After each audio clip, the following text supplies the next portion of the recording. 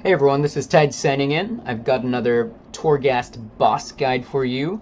Now, this boss is not brand new to me, but it is my first time encountering it on my alt, which is a Holy Paladin.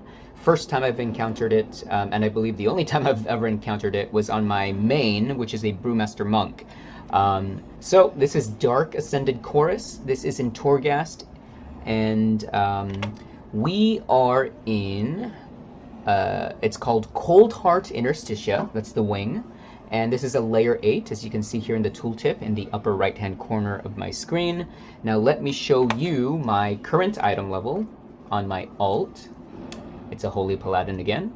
And if you are keen to see what talents I run for Torghast's runs, there are my talents. So if you'd like, go ahead and pause, and you can take a gander at the build I'm running for Torghast runs as a Holy Paladin. Alright, so I know not all of you out there are Holy Paladins, so before I show you the Holy Paladin anima powers I've selected, let me just give you a brief rundown of the strategy for defeating this boss. I do have another video, but that was on my Brewmaster Monk, so here I am to bring you another video from the perspective of a Holy Pally. So first things first, I'm going to pull up, we're going to tab out, we're going to pull up Wowhead, and these are the abilities. So very, very big thing. If you do not have any interrupts, or you have very few interrupts / stuns, this is the main ability you want to stun or interrupt. It's called Stygian Shield. As you can see, it's a 2.5 second cast, and it causes her target to take 30% increased shadow damage for 12 seconds. That sounds very dangerous, because one of her main abilities that she pretty much spams is called Shadow Rip, which, surprise, surprise, deals heavy shadow damage, and it causes shadow dot over 8 seconds. So if you have interrupts galore, you're a prot pally, go for it. You can interrupt Shadow Rip. But if you're a class that does not have many interrupts or stuns, then by all means you must be very cautious and stingy with your interrupts or stuns. And you want to interrupt or stun her when she casts Stygian Shield. Try to remember that. These are the two main abilities you have to remember. The other ones don't worry about so much. Now, you also want to burst. You want to deal so much burst damage at the pool, and stun her when you can. And that's pretty much it. So now, I'm going to go ahead and show you the Paladin anima powers I've chosen for this run. So of course you can skip forward, look at the bottom of the screen, I've included timestamps, and you can skip forward to the actual pool.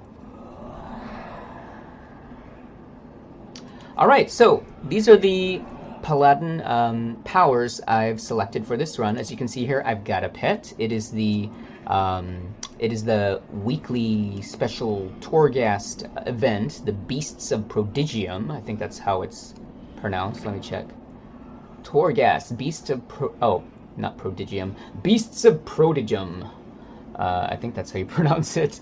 Anyway, it sounds cool like that to me, so we're gonna stick with that.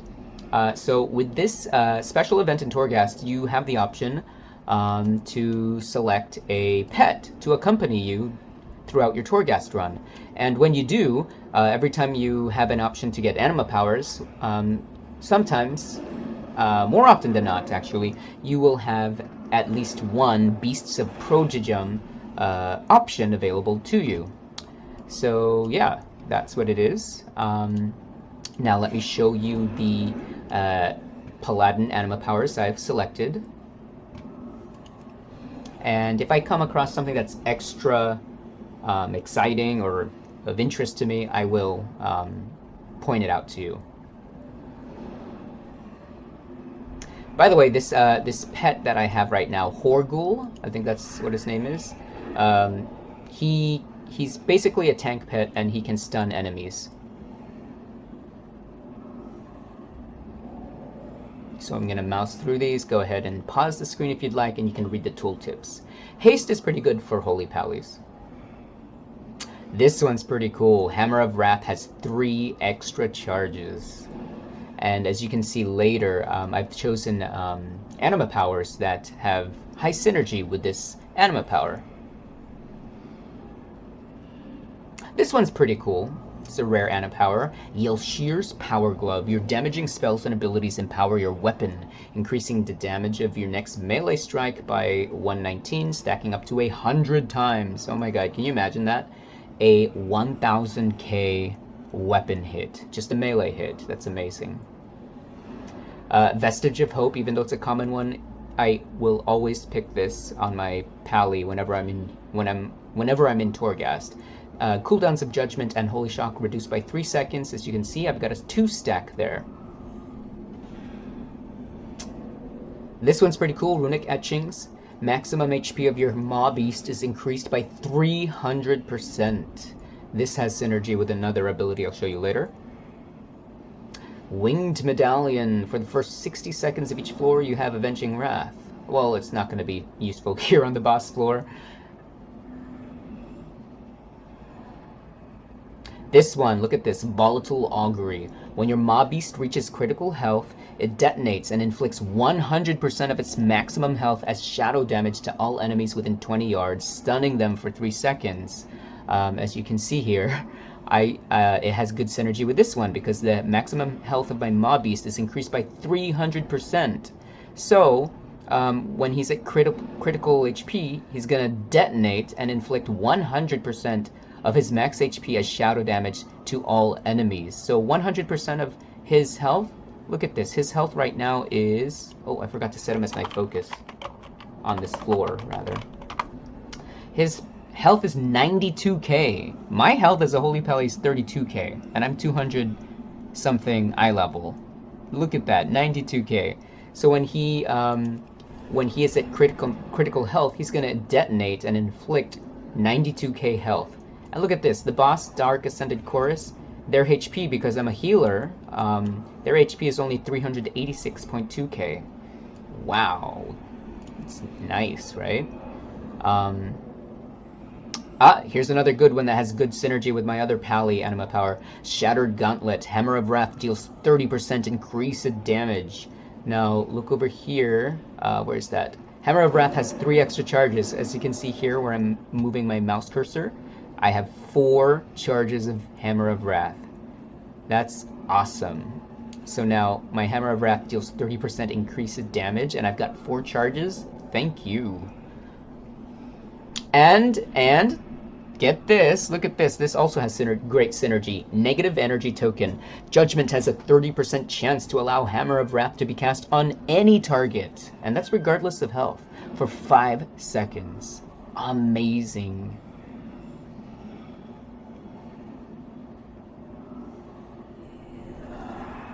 I like this one. Your next 3 lay on hands have no cooldown. As you can see, I haven't used it yet because I still have 3 charges. By the way, I have 0 deaths so far. Check it out. Check it. This one's pretty nice. Belt of the Moss-Sworn Avenger. You cast Divine Toll when Avenging Wrath begins and ends.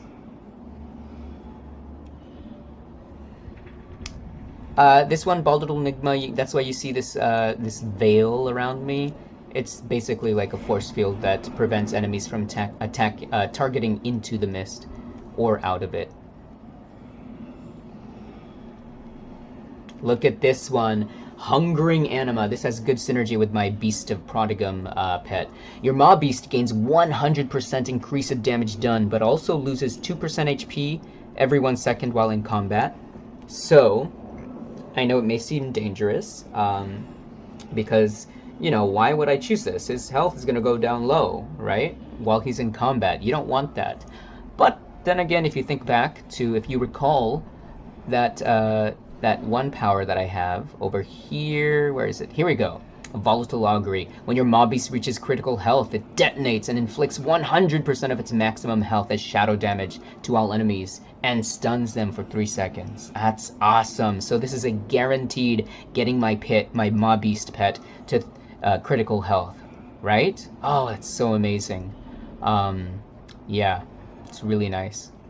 By the way, if you've never had a Maw Beast pet during the Beasts of Prodigum special Torghast event, when they are close to dying, they don't actually die. At least from what I've experienced, they just enter a stasis mode where they just start regenerating their health for a lot and very rapidly. So yeah, they don't actually truly die.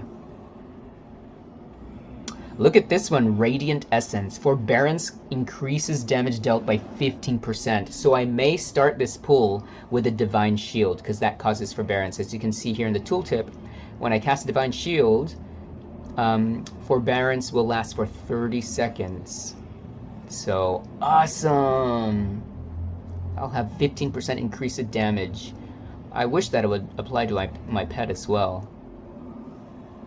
Look at this, Hammer of Wrath has a 15% chance to cast Hammer of Justice on the target, which is my stun.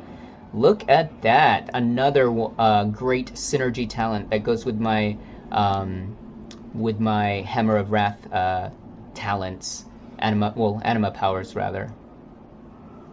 And we've got another one, your Maw Beast damage done is increased by 40%. So I hope that, the reason why I opted for this was I hope that this increased damage done is also applied to his detonation, the volatile augury. I mean, cause come on, he's technically detonating. That's his damage, right? Anyway, those are the paladin anima powers I've opted to choose. All right, so we're gonna get ready to pull here. Let me just make sure I have my buffs. I have my well-fed buff. I have my shadow core oil. I need an augment rune. There we go. All right, we're gonna go ahead and pull. As you can see, I have 0 deaths so far. We've got 5 remaining. On top of that, we've got 3 lay on hands. We're gonna open up with our Divine Shield because I've got that nice fat stacked anima power where I get nice 15% increase in damage at the pool. All right, Dark Ascended Corrus, you are mine. This will be my second time taking her on. Let's hope for our second kill. First one on my Holy Pally. Alright, we're going to start off with a pool timer. Make it nice and legit. Wish me luck, guys. Good luck, have funnies. Dark Ascended Corrus. 4, 3, 2, 1. Divine Shield for increased damage. Oh, I forgot to put beacon on my pet there.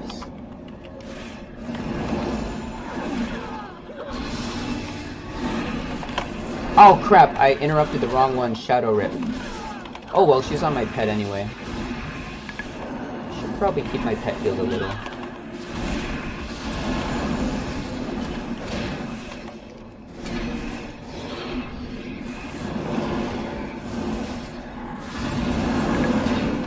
There's the Stygian Shield. Is it on me or is it on my pet? I think it's on my pet. Is it on my pet?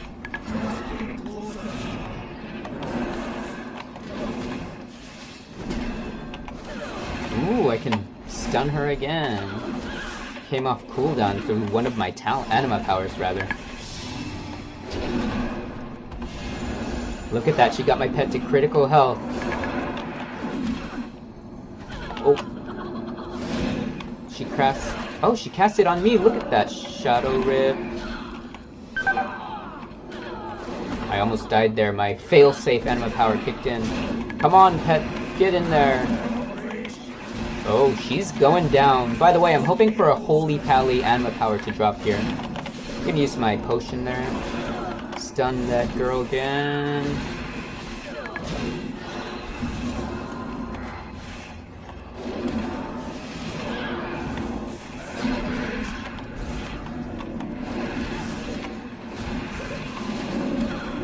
And down she goes. Oh my god, I'm hoping for the Holy Pally talent in here. It's the number 1 Holy Pally ability. It's called, Where is it? Where is it? Shock barrier! Oh my god, please drop! It's supposed to drop from Torghast, Tower of the Damned, Coldheart, Interstitia, layers 3 and up, and I'm doing an 8. So please, please, please drop. Please drop, please drop.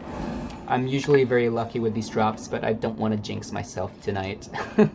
Alright, you guys, let's see what the loot is. Come on, come on, cross your fingers. Mobbeast, cross your claws for me too. Oh my god. Oh my god. Definitely gonna take my alt to raid this weekend. I got it! Yes! Memory of the shock barrier. Holy Shock protects the target with a shield of holy light for 18 seconds, absorbing damage equal to 20% of the Holy Shock every 6 seconds. Can protect up to 5 targets. Awesome! Yes! So stoked, so stoked. Alright, you guys. Well, I hope you guys found this guide useful, even if you may or may not be a holy paladin. And even if you may or may not be running Torghast with the Beasts of Prodigum special event. Main thing to remember, interrupt her Stygian shield because it increases all shadow damage taken. So interrupt or stun her when she does that. If you are a class that has very limited or no interrupts / stuns, save them for Stygian shield. But if you're a class like a paladin who has interrupts galore, then by all means, interrupt Shadow Rip when you can.